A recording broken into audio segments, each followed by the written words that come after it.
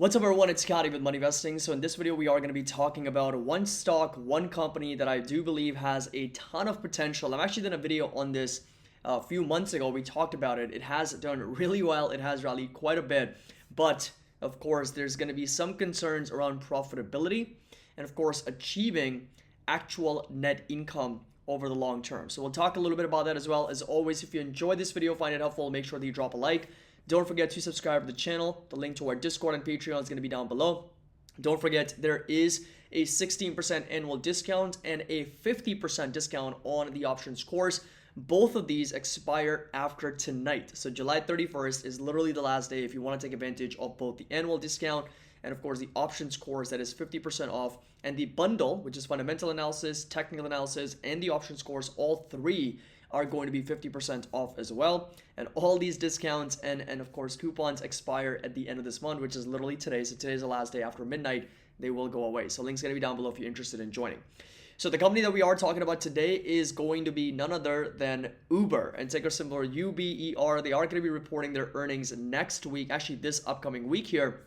And the reason why this is so exciting and interesting opportunity is because I think there is going to be a lot of demand for mobility, and of course drivers, and autonomous driving especially is what's going to kickstart a whole new revenue stream, a whole new era for just driving in general. I think there's a lot of productivity that can take place if people are more focused on obviously getting some work done while being driven to their destination instead of focusing on driving, because obviously there's a lot of man hours wasted every single year just driving alone.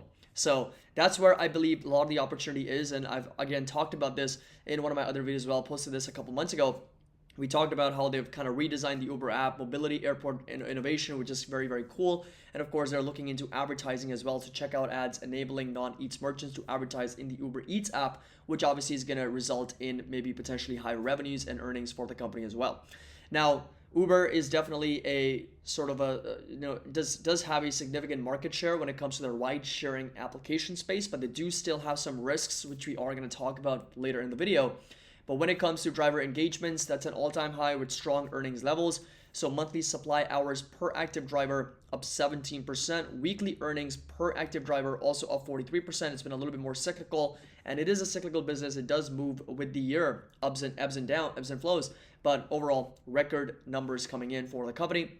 This right here is long runway for delivery penetration with Uber well positioned globally. So further penetration of restaurant category, cross-selling, engagement growth with new verticals, and of course further adoption with Uber memberships as well, which I think is going to be significant when it comes to margins and profitability for the business long term. Operating metrics, so this right here, MPACs, is the monthly unique active delivery orders, or anything that's active customers for the company. They have again consistently growing quarter over quarter, up 13% on a year-over-year basis, and trips were over 2.1 billion, which we'll talk about later in the video, but 24% increase on a year-over-year basis for this business as well. Gross bookings up to $31 billion, up 22% year-over-year. There's been a lot of demand quarter over quarter, year-over-year. We're seeing some very nice growth in Uber's numbers, and revenue also jumping to over 8.8 billion, up 29% on a year-over-year basis. Again, you can take a look at the last 4 quarters, 100% growth, 72%, 49%, 29%. So numbers are coming down as they are getting bigger and bigger, but nonetheless, they are still very strong in the double digits.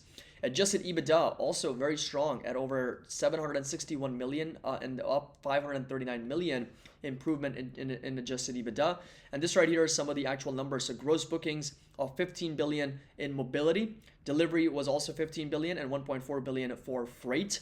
And this was up 43% year over year. Delivery was up 12% year over year. Freight did decline 23% year over year because of the lower revenue per load and volume, both a consequence of challenging freight market cycle. And that's exactly what we have also witnessed with a lot of other companies as well, including Zim Integrated Shipping. There's been a lot of shipping, logistics, freight companies that have struggled with a decline and a more normalization scenario in the market. But mobility, delivery is very, very strong growth in those areas. And this right here is the platform itself, 2.1 billion trips in the previous quarter, up 24% year over year. And monthly active platform customers reached 130 million for the company, up 13% year over year, driven by continued improvement in customer activity for our mobility offerings, memberships.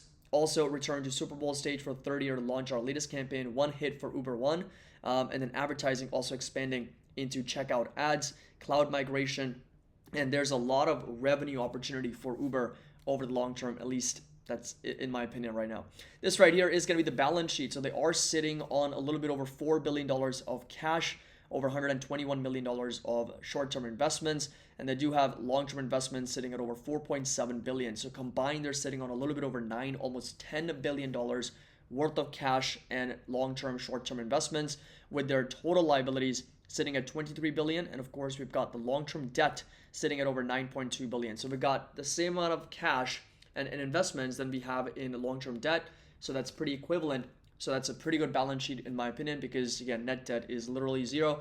We would prefer this number to be negative, but in this case, I think zero is better than being positive. So they've got a pretty good balance sheet, I would say. Now, there are some risks associated with this company, right? So unprofitability is the number one risk, because the company obviously is not profitable. It's never been profitable in its entire history. And it's not clear when the company will become profitable, but there are estimates that they are going to achieve some profitability this year and next year. Competition, I don't think competition is going to be a big risk for the company, because they definitely do have a much bigger global presence, compared to some of the other ride-hailing apps like Lyft and DoorDash and Instacart. So Uber definitely has a lot of patents, definitely has a lot of economic moat when it comes to the global scale that they operate in. And there's definitely a regulatory risk. So there is increasing regulatory scrutiny in many countries, and this could make it more difficult for the company to operate and also lead to fines or other penalties. So that's definitely a bit of a concern. And economic downturn as well. So if there is any type of a recession, economic downturn, people lose their jobs, they're not traveling anymore, that obviously does affect Uber as well, which again is a little bit more cyclical and does affect a lot of other companies, not just Uber. But Uber specific, I would say some regulatory risk and unprofitability from the company are some things to focus on at the moment. Now, in terms of margins, again, it's not profitable, so 31% gross margins. Everything else is pretty negative when it comes to valuation. We don't have a good measure on the valuation right now because, again, it's not profitable, so earnings expectations are pretty low. This right here is going to be that number, 3 cents per share this year, and growing that to over 96 cents per share, so almost $1, and that number expected to grow to almost $7 per share by 2032. So if we plug in those numbers into our spreadsheet, we get a growth rate of about 40 to 30%, 30 to 40% over the next 5 to 10 years, which again is pretty substantial. And if I plug in those numbers and a 25 times P multiple with a 30% growth rate for the company over the next 5 years, 12% discount rate, and a 10% margin of safety, 5% share dilution, we get a fair value of about $36.54. So 36.5 is going to be that reasonable level conservative estimate for Uber. Right now, obviously it's trading at $48. I would be a lot more interested at sub 30. I think that's kind of like where I would be very interested, because again, you want to buy it at a good deal. You want to buy the stock when it's trading below your fair value, not at fair value or above your fair value. So below your fair value, closer to 30, low 30s, sub 30 is going to be the level that I would be watching. Right now, we're certainly creating a little bit of that negative divergence. On the weekly chart, though, we are extremely overbought with an RSI at almost 80, and the MACD also very, very stretched to the upside. So we do have the next resistance and the target at $61. So this right here is going to be that level to watch for Uber moving forward. And of course, support level is going to stay put roughly around $46, $47. That's a new support. And again, all the way down to sub $30, $28, $29 is going to be the level where I would be a lot more excited and interested for Uber Technologies. So earnings wise, they are going to be reporting earnings this upcoming week, and the EPS expected is going to be just about -1 cent, with revenue a little bit over $9.3 billion. If they do provide with some good guidance, and of course some estimates for the future are pretty strong, I wouldn't be surprised if Uber does get a bit of a breakout and a rally back up to over $50. But of course, if there is any type of disappointing earnings or miss on guidance, then of course we got to be ready for a potential breakdown below that 21 EMA, below the $45 level as well. And again, like I said, sub $30 is what I'm watching for Uber. So I hope you guys enjoyed this video, found it helpful. Again, a full analysis on this company. Let me know in the comment section down below. What do you think about Uber Technologies? Are you buying, selling, holding? Don't forget, today is literally the last day after midnight tonight. Both the Discord 16% annual discount and the flash sale, which is the launch coupon code 50% off on the option scores, also does expire. So links are going to be down below. Would love to have you on board. As always, happy investing. I'll see you all in the next video.